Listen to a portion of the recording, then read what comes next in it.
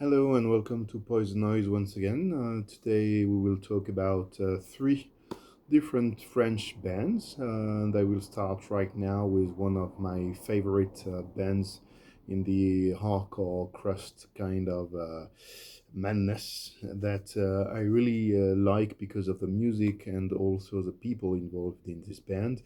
It's a band coming from Bordeaux, which is southwest of France, mostly renowned for wine and fucking bourgeoisie all over the place. But still, Bordeaux has some cool stuff to deliver when it comes to punk and hardcore. And I want to talk to you today about a band called Phosphore. Phosphore is a band that was born quite recently because the first recording they've done is stemming from 2022. This is a demo cassette, which is released on Dirty Slap Records, and as you can see, it's a pretty nice item. And as usual, with a guy like Luc involved in the band, you might know of him because he was actually involved in Gasmask Terror, which I mentioned already in my videos.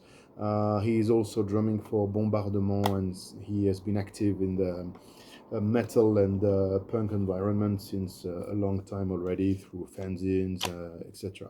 And so Luc is also quite skilled with graphic stuff.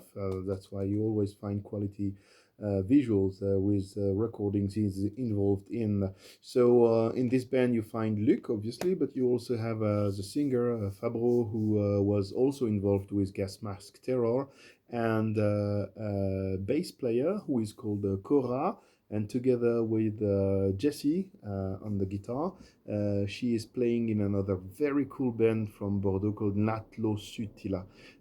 It's a weird name describing a spider, and it is also in the realms of punk hardcore, which is a relatively new band with only one release, if I'm not mistaken, but it's quite nice. You should check on Naatlo Sutila. But Phosphore, back to what I want to show you today. This is crusty power with French lyrics, very much to the point. Those people are very much into discharge, hence the very short lyrics. And the demo is great, and this flexi is also awesome. It's quite short, of course, but I like the fact that this is a flexi disc. It's been released through Symphony of Destruction Records, based in Brittany, which is a very, very cool label. And look at that, you don't see them so often anymore. I really like this format. And I heard some good news that Phosphore is actually working on some more recordings. It might be a first album, so I'm really looking forward to it because it's a very energetic, crushing crust punk band with very concerned lyrics about social topics, politics, etc. Of course.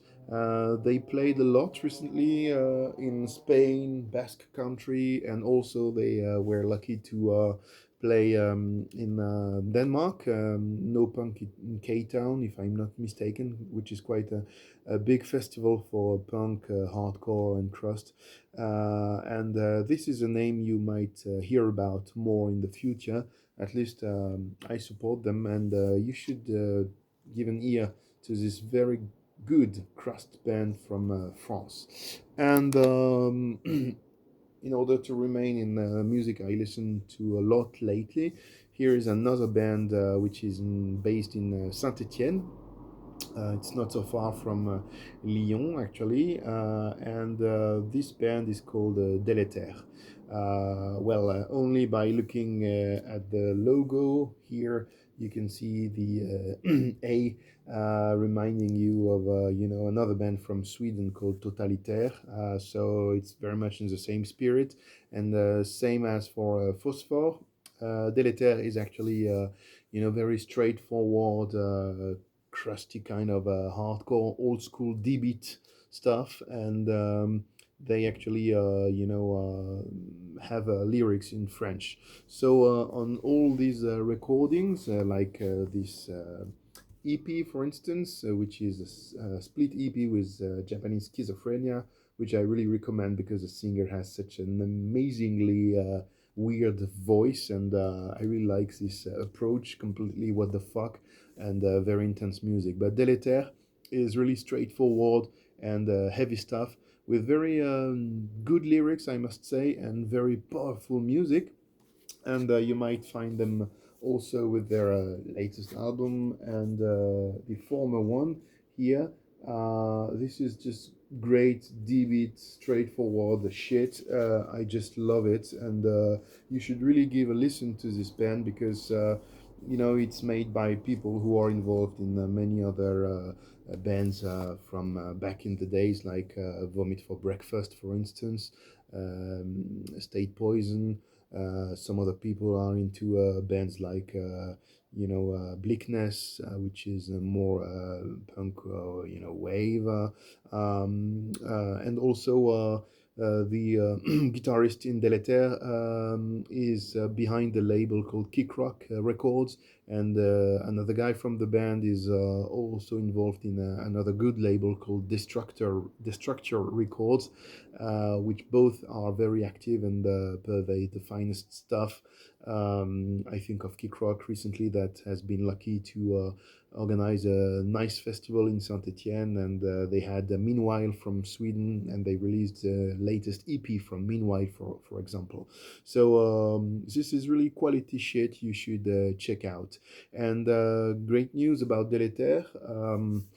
Coming from Saint-Etienne, they know of a very, very skilled woman called Lia, and she actually replaced their singer, which you can hear on all their recordings so far. So Lia is now the official singer of Deletär, and she was singing with us for the first time last week, actually, when they started their 1 week tour in Sweden, where they played with a lot of great bands.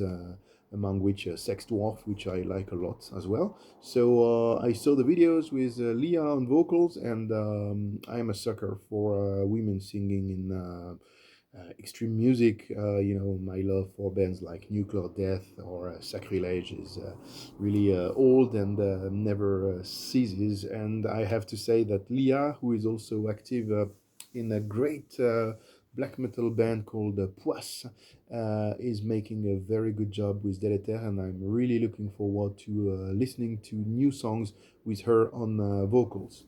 And now I told you I will speak about three French bands, but not all of them are so extreme. I want to talk to you about an older band that is now disbanded since a while.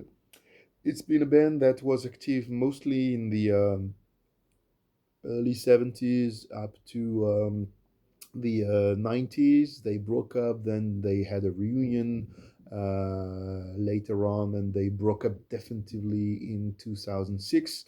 I want to talk to you about Pulsar. This is great, great stuff. This is more of a prog rock band. If you like King Crimson, for instance, you might really enjoy that. Look at that album. It's called Strands of the Future, and I really like the drawing inside of this gatefold. It's completely trippy, and the figures in the back of the album are really something to witness. This is actually great music that is kind of proggy, complicated, but never too complicated in the sense where you get lost and bored after a while. There is some hooks all the time that get to your ears and make you very attentive to what's going on. And especially this album is great. I think it's maybe their most celebrated album. This is the second one. The first one was called Pollen and is already great.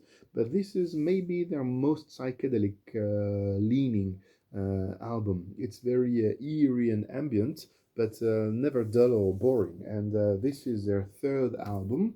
which is called Halloween. You see the logo changed and the visual aspect as well.